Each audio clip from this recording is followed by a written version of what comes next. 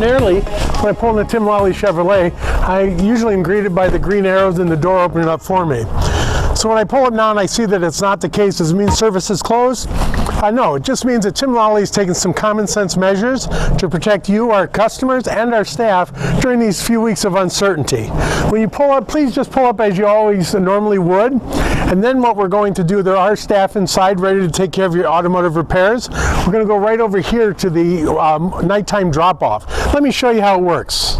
If you've never used our nighttime drop, let me show you how easy it is. You're simply going to open this compartment up here, pull out one of these envelopes, put your information, including your contact information on there, and a little bit of the nature of the complaint, but understand we're going to be in touch with you in a few minutes on your phone.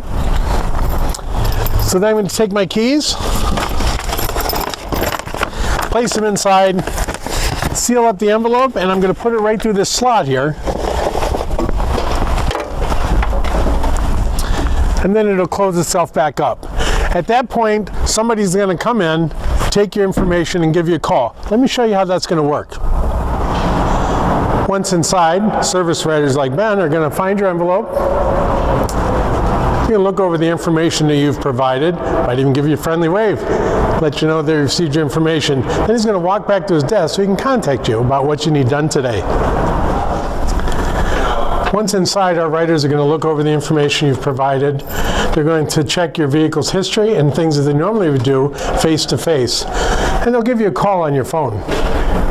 While on the phone, they're going to engage with you and find out what it is you're having worked on today, how they can help you, and lay out a timeline for your vehicle's repair.